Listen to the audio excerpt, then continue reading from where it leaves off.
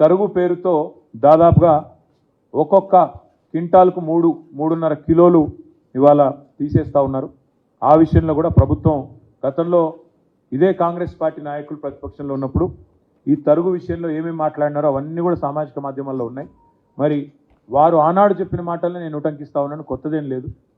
ఎట్టి పరిస్థితుల్లో కూడా రైతుకు అన్యాయం చేయకుండా, తరుగు అనేది లేకుండా మరి ముందుకు రావాలి, వెంటనే రైతులకు పూర్తి స్థాయిలో న్యాయం చేయాలని చెప్పి కూడా మేము డిమాండ్ చేస్తూ ఉన్నాం. దాంతోపాటు ఎక్కడికక్కడ ఒక దగ్గర కాదు, కామారెడ్డి జిల్లాలో రైతులు రోడ్డెక్కారు. నిర్మల్ జిల్లా లక్ష్మణ్ చాందా మండల కేంద్రంలో మరి రైతులు అక్కడ కూడా రోడ్డెక్కినారు.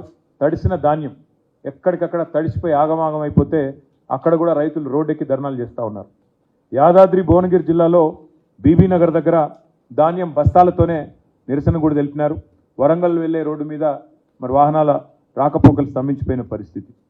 రాజన్న సిరిసిల్ల జిల్లాలో కూడా ఈరోజు కోనరావుపేట మండలం మల్కపేటలో రైతులు ధర్నా చేస్తూ ఉన్నారు. వరి ధాన్యం కొనుగోలు చేపట్టడం లేదంటే రాష్ట్ర వ్యాప్తంగా దాదాపు నేను కోట్ చేసింది కేవలం 4 జిల్లాలు: యాదాద్రి భువనగిరి, నిర్మల్, కామారెడ్డి, రాజన్న సిరిసిల్ల.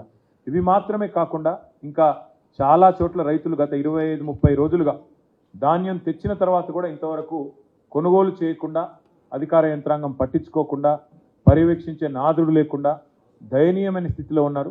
ఇప్పటికైనా ప్రభుత్వం రాజకీయాలు పక్కన పెట్టి మరి వెంటనే రంగంలోకి దిగి ప్రభుత్వం తాను చేయాల్సిన పని ఫుడ్ కార్పొరేషన్ ఆఫ్ ఇండియా ద్వారా కొనుగోలు చేసి వెంటనే తడిసిన ధాన్యాన్ని కొనుగోలు చేయాలి, తరుగు లేకుండా కొనుగోలు చేయాలి, వెంటనే కొనుగోలు ప్రక్రియను వేగవంతం చేయాలని చెప్పి కూడా మా పార్టీ తరఫున డిమాండ్ చేస్తూ ఉన్నాం. ఒకవేళ ప్రభుత్వం స్పందించకపోతే తప్పకుండా రైతాంగం తరఫున ప్రశ్నించడమే కాదు, అవసరమైతే రోడ్డు ఎక్కుతాం, అవసరమైతే ఆందోళనకు కూడా పెద్ద ఎత్తున శ్రీకారం చుడతామని చెప్పి కూడా ప్రభుత్వాన్ని నేను హెచ్చరిస్తూ మరి మా పార్టీ తరఫున రైతాంగానికి కూడా విజ్ఞప్తి చేస్తూ ఉన్నాం.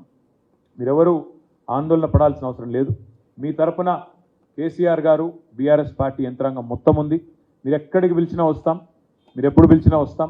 మీరు మీ పక్షాన మీకు న్యాయం జరిగేంత వరకు, క్వింటాల్కు 500 రూపాయల బోనస్ ఇస్తాని బోగస్ మాటలు చెప్పిన ఈ ప్రభుత్వం దిగొచ్చేంత వరకు, మీకు న్యాయం చేసేంత వరకు మీ తరఫున ఉంటాం.